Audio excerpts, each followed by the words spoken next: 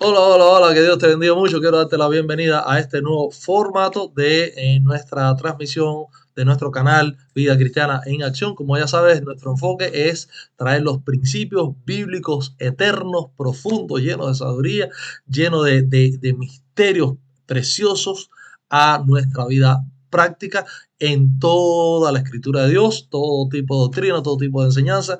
Y bueno, estamos comprometidos con nuestro estudio del libro de Éfeso. Ya estamos acá entrando en el capítulo 2. Te animo a que por favor no dejes de ver esto que vamos a estar compartiendo. Tiene enseñanzas profundísimas para nosotros. Como ya sabes, el enfoque que estamos siguiendo es el de que estemos compartiendo juntos, tanto tú como yo estamos compartiendo juntos la palabra de Dios. No solo que yo esté meditando, sino que tú veas cómo es el proceso de descubrir lo que dice la escritura por detrás.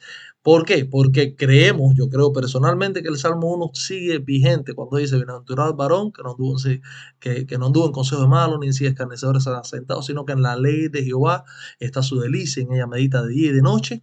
Será como árbol plantado junto a corriente de agua. Así que si tú quieres ser un árbol plantado, deleítate en la palabra de Dios, medita, no te la rápido así, no, bueno, leíste por arriba, no, medita, profundiza en ella y en eso vas a darte cuenta que esto va a traer sabiduría, bendición y prosperidad, tanto espiritual como material a tu vida. De eso testifico con mi vida. Así que quiero compartir los secretos que he ido encontrando en la escritura y enseñarte a encontrar tus propios secretos. Así que ya estamos comenzando.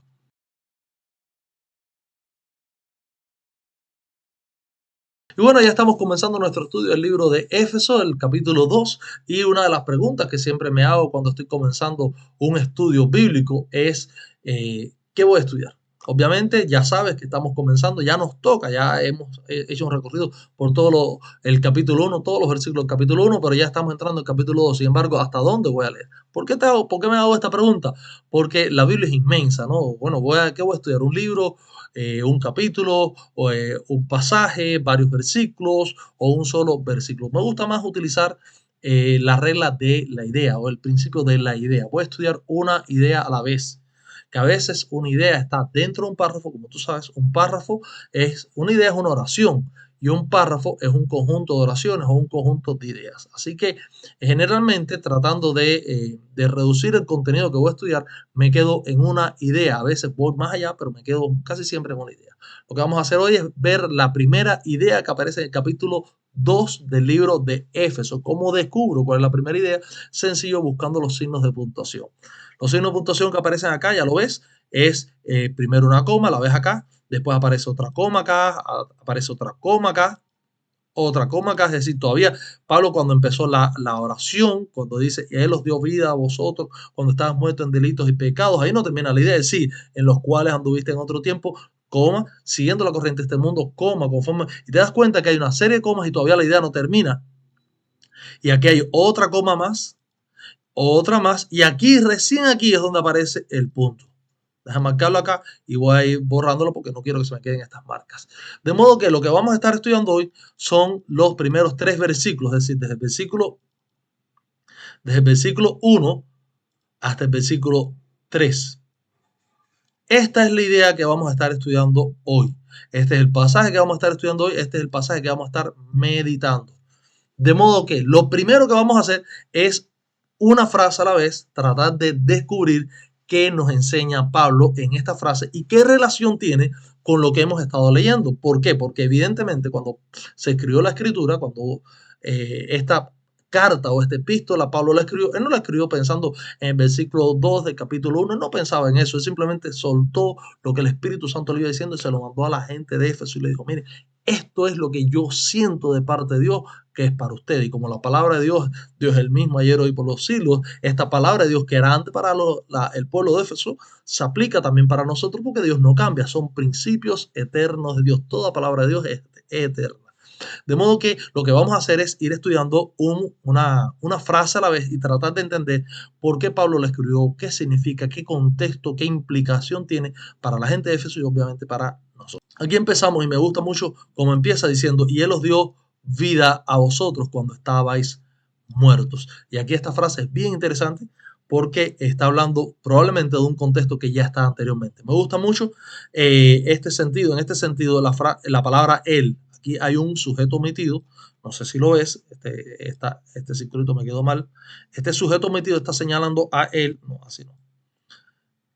Ah, aquí hay un sujeto omitido que es él. Él os dio vida. Este él, ¿quién es?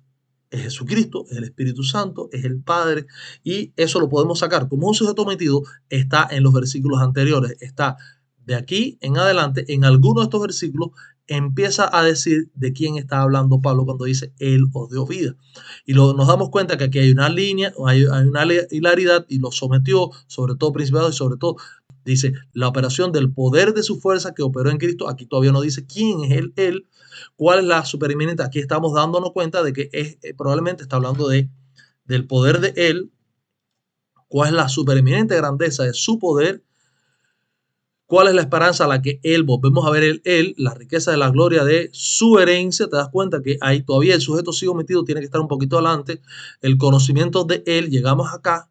Y para que el Dios, ahí encontramos el Dios de nuestro Señor Jesucristo, el Padre de gloria, os dé espíritu de sabiduría y de relación, el conocimiento de Él. ¿Y cuál es la esperanza a la que el Dios de nuestro Señor Jesucristo, el Padre de gloria, os ha llamado? ¿Y cuál es la gloria de su herencia, la gloria del Dios? Y aquí sigue, cuando llegamos al capítulo 2, versículo 1, nos damos cuenta que aquí está siguiendo la misma línea. Él es el mismo, perdón, él es el mismo él que aparece en versículo 17. Así que cuando Pablo está diciendo, y él os dio vida, lo que está diciendo es, y el Dios de nuestro Señor Jesucristo, el Padre de gloria, os dio vida cuando estabais muertos. Y me gusta mucho porque esta frase, os dio vida, vamos a pararnos un momentico acá, sin apresurarnos, esta frase, os dio vida, se parece mucho a esta frase cuando dice que le dio vida a Jesús cuando estaba muerto. Fíjate cómo dice, la cual es, versículo 19, y cuál es la supereminente grandeza de su poder para con nosotros los que creemos según la operación del poder de su fuerza, la cual operó en Cristo, resucitándole de los muertos y sentándolo a su diestra en los lugares celestiales. ¿Te das cuenta? Cuando nos damos cuenta es que aquí él te está diciendo que Pablo no ha terminado la idea o el mensaje que había mencionado en el versículo anterior. Acá creo que se señala para acá. En el versículo anterior no había terminado el mensaje. Todavía está hablando del Dios de nuestro Padre Jesucristo, el Padre de gloria, y está hablando de la supereminente grandeza de su poder que le resucitó, le dio vida cuando estaba muerto, le dio vida a Cristo cuando estaba muerto. Y ahora Pablo empieza el versículo 2, el capítulo 2, versículo 1 diciendo, y él os dio vida también a ustedes cuando estaban muertos. No sé si entiende la relación, y Pablo por tanto está hablando de que el Padre de gloria, el Dios de nuestro Señor Jesucristo, utilizando la supereminente grandeza del poder de Cristo, le resucitó Cristo de los muertos, le dio vida a Cristo, pero también nos dio vida a nosotros. Y aquí hay algo tremendo. Hay una esperanza, hay una promesa, hay una señal de lo que ya Dios hizo con nosotros y lo que va a hacer con los que están muertos. Lo sigas ahí.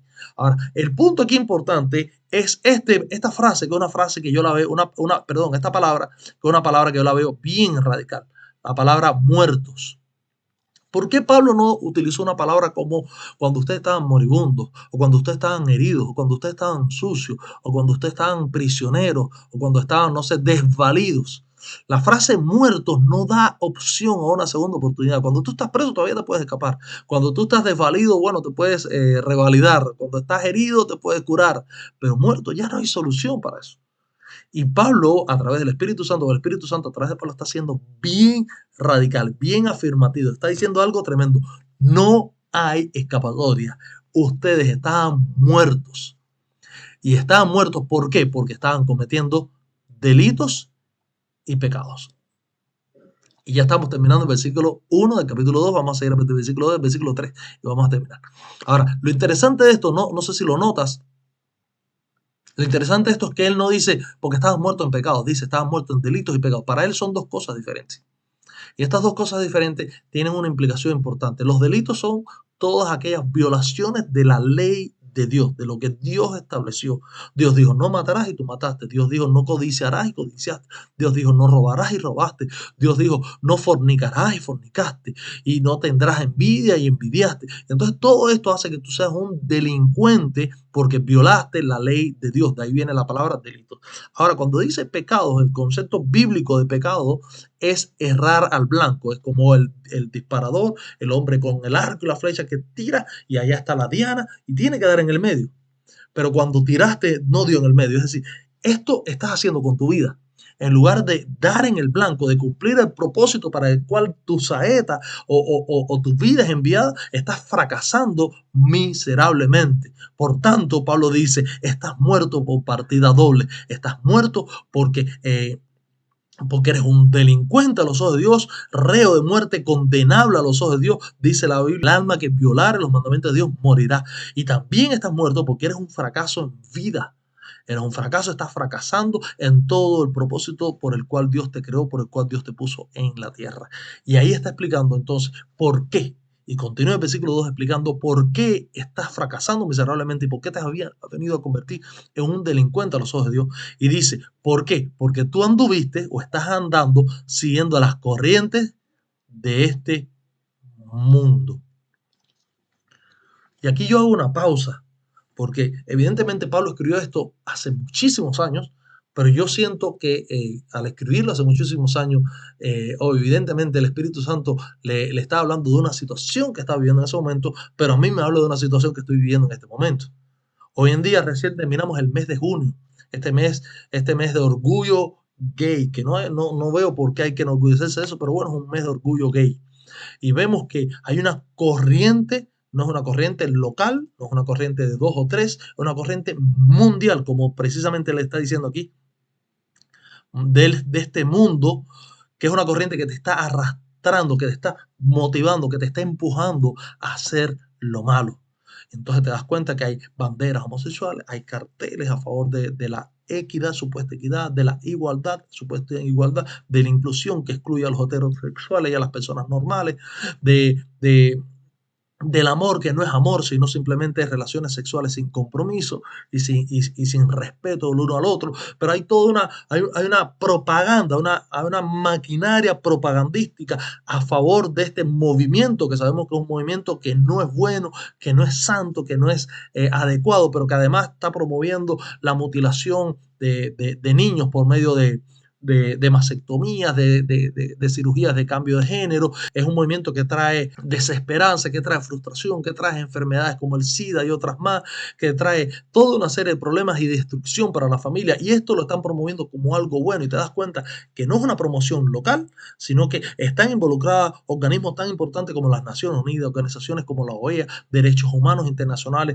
organismos locales como la presidencia del país, el Congreso, los fiscales de la nación, los gobiernos locales, las grandes corporaciones y firmas de corporaciones están poniendo también los arcoíris que representan este movimiento gay. Y te das cuenta que sí, ciertamente es una corriente mundial, pero no solo la corriente del movimiento gay. Ponte a pensar un poquitico también en la corriente feminista, donde la mujer tiene éxito cuando se enfoca en su trabajo y se olvida y no pierde su tiempo o no echa a perder su vida miserablemente atendiendo a sus hijos y a la familia, que eso es un atraso. O cuando el hombre te lo presenta como un hombre de éxito, cuando tiene muchas mujeres y una querida por aquí y una relación por acá y tiene mucho sexo y muchas relaciones y toma mucho y tiene mucho dinero. Hay una campaña mundial a propagandizar estas tendencias de una manera abismal, de una manera con muchísimos millones de dólares, con muchísima economía, para que este sea la nueva normalidad. Y lo peor de todo esto es que dice que nosotros, fíjate que está hablando en pretérito, pero nosotros que está hablando en pretérito, los que somos creyentes, también lo hicimos y está hablando obviamente en el presente de los que no son creyentes. Dice que nosotros no fuimos arrastrados por esta corriente, sino que estamos, míralo acá como dice, estábamos siguiendo la corriente de este mundo. De modo que yo siempre cuando leo esto de la corriente, yo pienso en algo como un río, como un río rápido, fuerte, y que tú entras ahí, la corriente te arrastra, y esa era la primera impresión cuando leí el pasaje. Pero cuando veo la palabra siguiendo, me doy cuenta de que no era el río que me estaba arrastrando, sino que soy yo el que le estoy cayendo tras río. Cambia la perspectiva, ¿verdad? De modo que ya yo no soy simplemente una víctima de la corriente, sino que soy un participante activo de esta corriente. Ahora Pablo dice algo más, y lo dice acá, déjame cambiar el color para que no, para que se distinga un poquitico. Pablo dice algo más, dice que esta corriente conforme al príncipe, estuvo actuando conforme al príncipe de la potestad del aire, el espíritu que ahora opera. Vamos a dejarlo acá para hacer una pausa después, más adelante. Y aquí hay algo muy importante que yo quisiera que tú entendieras. De cierto modo, uno tiende a pensar, bueno, es que la gente es así, bueno, es que, bueno, la humanidad se ha ido corrompiendo, o la humanidad ya esta es la evolución normal de la gente, esta es la manera de pensar. Y Pablo está diciendo, no, no hierres. Detrás de todas estas campañas, detrás de todas estas corrientes mundiales, hay entidades espirituales, príncipes de la potestad del aire, con todos sus capataces, están ahí planificando con su sabiduría maquiavélica, porque más sabe el diablo por viejo que por diablo, como decía mi abuelita, con su sabiduría de tantas personas que han engañado y tantas personas que han corrompido, con su conocimiento de la naturaleza humana, están creando todas estas campañas y utilizando a los hijos, mira aquí como lo dice, a los hijos de desobediencia y operando a través de hijos de desobediencia para que esta campaña mundial sea cada vez más masiva.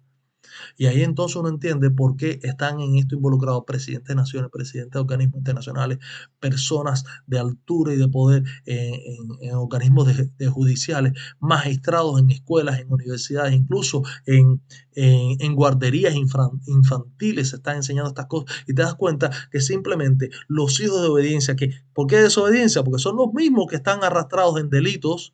¿Lo ves acá? Son los mismos que están arrastrando delitos. Estos hijos de desobediencia que están siguiendo la corriente de este mundo, el mismo Satanás, el mismo príncipe de la potestad del aire, está operando en ellos para hacer que esta corriente sea cada vez más mundial, más abarcadora y tenga mucha más influencia y sea más atractiva para las personas.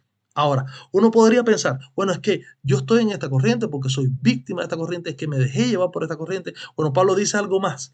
Nosotros estamos en esta corriente por los deseos de la carne. Dice, no, en los cuales también todos nosotros vivimos en otro tiempo en los deseos de nuestra carne.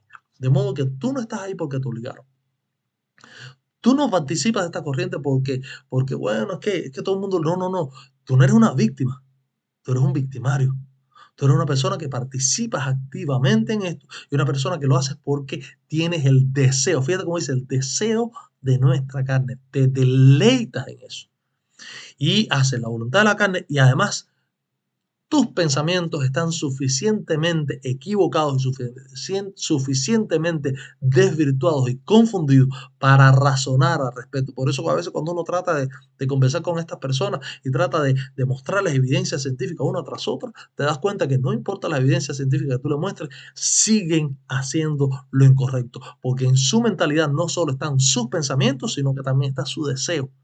Y ahí, por eso, no solo a veces hablamos de las corrientes de pecado, mira, hay corrientes también de incredulidad, por ejemplo, el darwinismo, con toda esta teoría, supuesta teoría de la evolución, sí es una teoría, pero nunca se demostró, han pasado no sé cuántas decenas de años y todavía no acaban de demostrar que el hombre descendió del mono y que la vida surgió por sí sola. Eso es un abismo de conocimiento. Así que en este sentido te das cuenta que no es tanto razonamiento, sino es cuestión del deseo de la carne. Y ahí entra el punto. Por eso es que somos hijos de ira, lo mismo que los demás. Y no quiero terminar este mensaje sin que te des cuenta de que en toda esta, fíjate, todo esto rojo que está aquí y parte de lo amarillo, todo esto rojo y parte de lo amarillo está dando algo que es un mensaje negativo. Hay una mala noticia, hay una corriente mundial, hay una entidad espiritual muy poderosa, muy inteligente, muy influyente, planificando, estrategizando detrás de todo esto, de modo que lo normal en el mundo sea ser lo malo, sea ser un delincuente, sea ser un fracaso.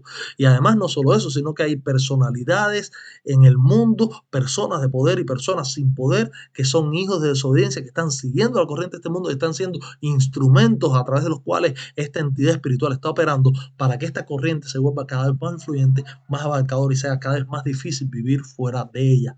Estamos hablando de miles de millones de dólares, estamos hablando de poderes increíbles, poderes estatales, poderes legislativos, estamos hablando de influencias inmensas como la influencia de la televisión, de Disney, de Netflix, de que cientos, si no miles de millones de personas siguen estos canales de televisión cada día. Estamos hablando de influencias tan fuertes como la de los maestros sobre los estudiantes universitarios o sobre los adolescentes, sobre los niños de de guardería. Entonces uno se da cuenta que esta fuerza que nos está atacando es abrumadora y es más fuerte que nosotros. Por eso es tan lindo cuando dice el versículo 1 del capítulo 2, Él os dio vida cuando estabais muertos. Hay algo más grande que esto y nos lleva, como ya habíamos dicho, a este punto lindísimo.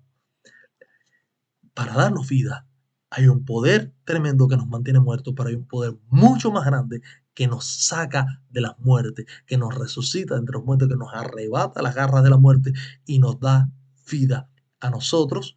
Fíjate cómo dice, este poder actúa sobre nosotros los que creemos. Si entiendes, te das cuenta de la relación del versículo 1, 2 y 3 con los versículos 19 y 20 y 21 y 22. Fíjate como el 22 dice, y nos sentó en los lugares, a la diestra de Dios, en los lugares celestiales. Sobre todo, ¿qué dice aquí? Sobre todo principado y poder y señorío. Está hablando de cosas espirituales. De modo que Dios no solo nos rescató, Dios no solo nos tomó de la muerte, Dios no solo nos tomó del fracaso, de la miseria que era nuestra vida, y además nos sentó por encima de esas mismas potestades espirituales de maldad que nos quieren destruir. Esto es algo, hermano, que rompe el cerebro. Esto es algo que es más grande que mi mente, que es más grande que mi manera de pensar. Esta es la buena noticia del Evangelio. Sí hay una corriente de este mundo, sí hay un mensaje de desolación, sí hay una desesperanza, sí hay millones y millones de personas que están destinados o que están arrastrados y que siguen esta corriente hipnotizados por toda la fanfarria de Hollywood, del dinero, de la fama, de la televisión, de los títulos universitarios, por toda esta fanfarria, están siguiendo un camino que cada vez los aleja más de Dios, de muerte y de fracaso y de destrucción y de desesperanza. Pero sí, por encima de todas esas cosas está el poder de Dios que está diciendo que se va a activar sobre todos. Voy a marcarlos de otro color, voy a ver si tengo acá otro color, sobre todos los que creemos. Vamos acá. ¿Y cuál es la supereminente grandeza de su poder para con nosotros, los que creemos, según la operación del poder de su fuerza, la cual operó en Cristo resucitando de entre los muertos? Este supereminente grandeza de poder se activa sobre los que queremos. De modo que si estás en una situación de desesperanza, si te das cuenta que no puedes, escucha, no es tanto psicología, no es tanto medicación, no es tanto consejería de una persona que tenga conocimiento. No, simplemente no puedes resucitarte a ti mismo. No hay una manera en que tú renuncies a los deseos de la carne. No hay una manera en que tú renuncies a los pensamientos de confusión. Tú lo que necesitas es la supereminente grandeza del poder de Dios obrando en ti. Que el mismo poder que levantó a Cristo de entre la muerte te saque de ese fango donde estás hundido y vivas para una nueva vida, para una nueva esperanza, para una vida de éxito, ya no como delincuente, sino como un hombre justo, ya no como un fracaso, sino como un hombre o una mujer de éxito. Hay esperanza para ti y yo lo veo precisamente en esto, a ver, ¿cómo? Yo lo veo precisamente en estos versículos. Sin más, te dejo, ya sabes, te toca ahora un poquitico. Primero, dejar algún comentario si te pareció bueno, compártelo con alguien que esté ahí contigo, pero además también que dejes algún comentario sobre los próximos versículos que vamos a estar viendo, que son del 2 al 7. Hasta acá vamos a estar estudiando. Perdón, del 4 al 7, que son los versículos que siguen. Fíjate qué lindo empieza. Cuando está diciendo, éramos hijos de ira, lo mismo que los demás, empieza el versículo 4. Te voy a dar el pie forzado. Dice, pero Dios, qué lindo el pero Dios, ¿verdad? Pero Dios, que es rico en misericordia por su gran amor. Hay una esperanza, los hermanos. Y esto te lo dejo a tarea. Un abrazo, que Dios te bendiga mucho y nos vemos en la próxima.